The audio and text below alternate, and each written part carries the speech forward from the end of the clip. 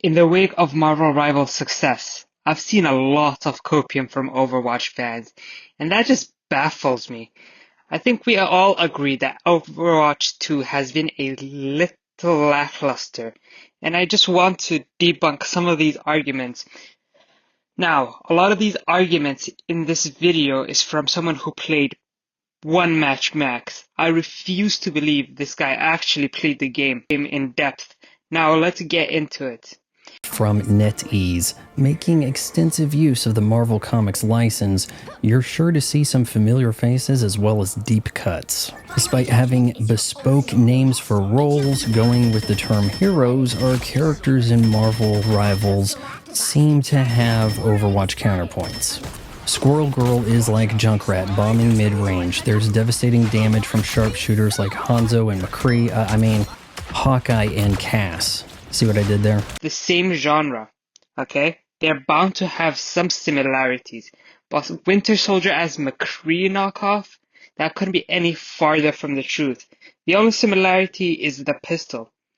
Show me where McCree hooks in an enemy and blasts off their face right now, or does this. No mercy. Again!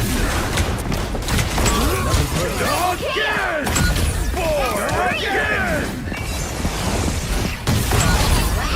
Again! Again! Again! 6 in a row! Again! Double KO! He's stepping Again! Now he says that Venom isn't similar to Wrecking Ball, but that one is a meh to me. You could argue the opposite way and I would be fine, not gonna lie. The game types are very Overwatch with control, payload, escort, and hybrid capture payload games. Again, similar genres doesn't mean it's a knockoff. Overwatch isn't the only game with a capture point. It is a hero shooter thing. It comes with the space.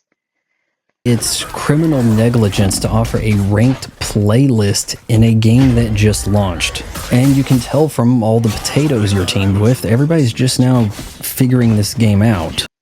I feel like now this here is just a bad point, and I'll tell you why. This game just launched back when this video dropped, so everyone's still figuring out stuff, even him.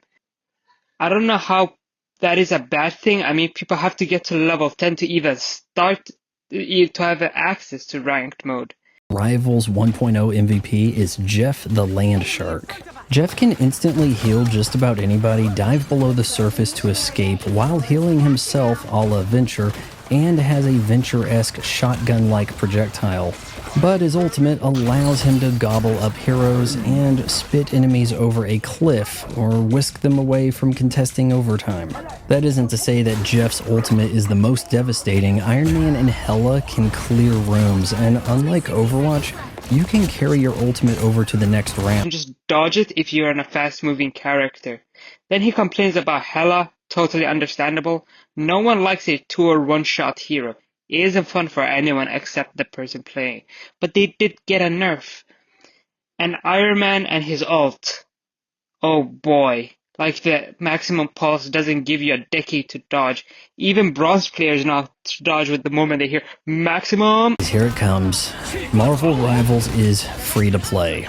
It's the sacrifice of balance and camaraderie for raw player numbers. Okay, so it's easy to find a match while the player base is going to be full of people who don't care about winning. Sure, in the first week we're just learning, and maybe these team PvP only games need to be free to play going forward to avoid a Concord situation. Regardless, that means the revenue model is FOMO driven skins, setting you back at least $20 a pop, and a battle pass system like anyone needs another game they have to check in on daily. But argument about Marvel Rivals being free to play, I don't understand at all.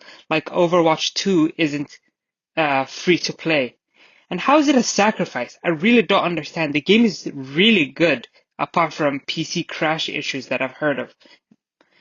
Then he rips apart the quote-unquote FOMO-driven skins. Here I think NetEase has done way better job than Blizzard and most other game companies. The Battle Pass doesn't expire. There is no FOMO. And you get free lattice for doing challenges. This point just falls flat on its face. Mentioning Concord, I don't know what this has to do with the price issue, but you know, there's a lot of different problems playing that game. But it might have been one. Marvel Rivals being pay to play would have ruined it. We got a new hero every 1.5 months. That isn't really sustainable on a one-time pay game. And the Battle Pass is pretty cheap compared to the amount of content you get. 10 pages?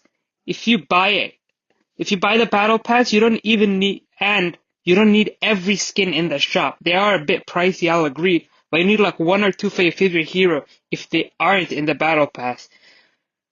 Again, you can get a bunch of free lattice from these challenges to buy a skin. And now, my biggest gripe. He calls the comic book art style bad. I'm not digging these visuals. It's a poor last-gen effort at making a comic book aesthetic. I haven't seen any characters or effects I actually like looking at. So despite copying and pasting Overwatch's homework, Everyone has been calling it good. This is a subjective opinion. But man, look at this and tell me it's not good.